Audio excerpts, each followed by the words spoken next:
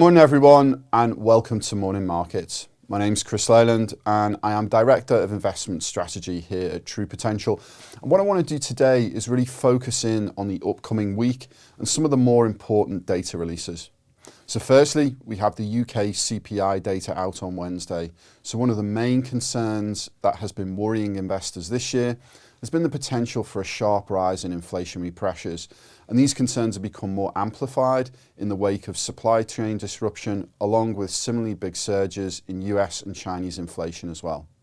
These concerns have served to push bond yields up from where they were at the beginning of this year, with a lot more talk about when central banks might look at paring back some of their monetary policy support measures. In May, headline CPI jumped to 2.1%, so that was from 1.5%. If the US experience last week is any guide, we can expect to see further jumps above the Bank of England's mandated target of 2%, with headline CPI expected to jump to 2.3%.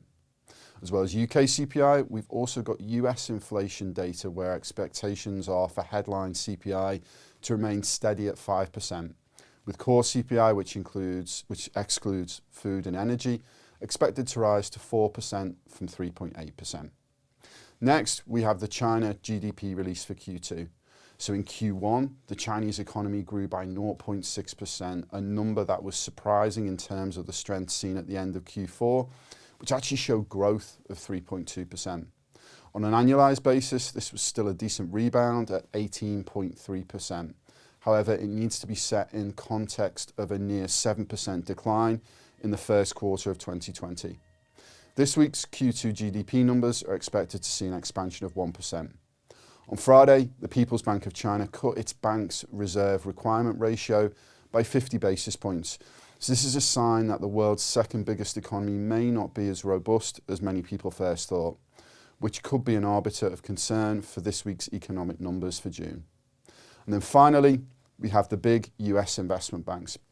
So they're going to provide their second quarter earnings results. So this includes Citigroup, JP Morgan, Goldman Sachs, Morgan Stanley, and expectations are high after such a strong first quarter results season. With the Federal Reserve allowing the resumption of share buybacks and dividends, the potential for more cash to be returned to shareholders is high. That's everything from me. I hope you enjoyed today's Morning Market, and I look forward to speaking to you soon. Thank you very much. Subscribing to the True Potential YouTube channel is quick and easy. Simply go to your YouTube app on your phone, type in True Potential and press the red subscribe option. You'll then be notified as and when new videos are released.